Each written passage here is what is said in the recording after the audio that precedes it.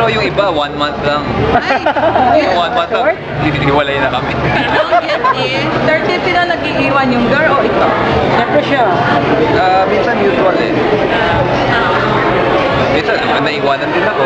Oo, ano Sir, hindi natin iwasan at your age, even na, kumbaga, meron ka rin pa rin kayong showbiz crush dito sa atin, in spite that you have an average crush lang naman, di ba? Meron ba? Hindi naman crush. There are people that I find attractive. Like, Like, sino pa, sir? Marami sila. Like sila Ann Curtis, si Miss Conchita, she's very attractive.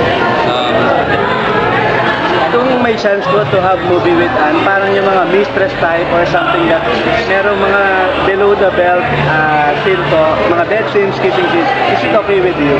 Baka hindi na palabas sa movie ako below the belt. sir, ang bagay sa inyo, parang ano yung kay Julie Roberts? Cynthia na puso ngayon. Sino naman? Siguro pabayaan ko na lang muna sa kanila yung parol.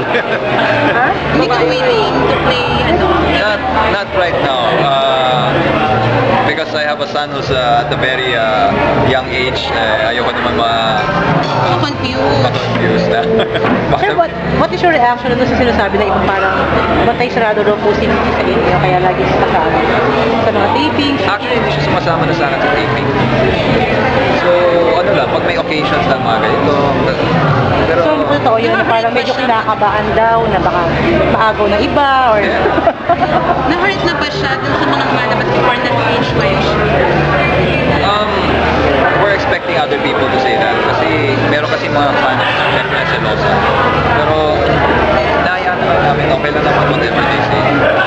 We can't control what other people want to think. Pero as long as we know, alam naman ng mga tao sa industriya na hindi totoo. Okay, How importante. she supported you po dito sa career niyo po, sa success niyo po ngayon? Well, kung hindi dahil sa kanya, wala ako dito. Kasi tinanong ko siya nung una kung okay lang ba sa kanya na papasok ko ng yung show business. Sila nagsabi ng yes. Wow. Sir, you endorsed before a politics. Kayo po ba wala kayong plano to enter a politics soon? Kung sakali. Actually, wala tayong iniisip na gano'n. Kasi iba yun eh, ibang field na yan eh.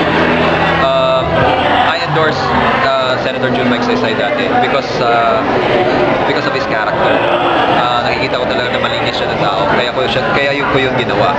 Pero for my own time, I have no plans. Pero sir, sa issue ngayon ng mga court barrels, sa mga senators and congressman, hindi ko ba kayo mag-endorse? Mga naglalabas ng mga issue? Hindi, kaya nga pinipili ko kung sino in-endorse ko. Dapat siya na lang nandun. Okay, sa mga naglabas. Do you Diba? also get affected, Sir Shiv, sa mga sa issue ng pork barrel? How do you react? Well, of course, we get angry because of tayong lahat nagbabayad tayo ng tax pagkatapos sila kung saan lang nila ginagamit, di ba? So, I think all the Filipinos have a right to get angry, to get mad at all these politicians who are wasting our money. Because the Philippines is a very rich country with all the natural resources that we have. With all the taxes that we're paying, you can see that we're spending billions, di ba? Every year. Minsan, trillions na ba yung ano?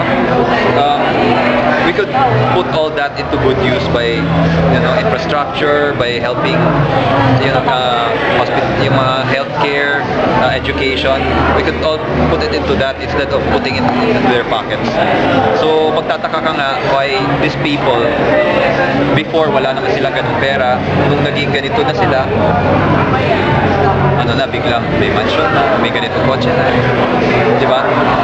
I think there has to be something that's done to the system. Sir, may mga invitation po ba for you to be able to enter politics before? Wala naman.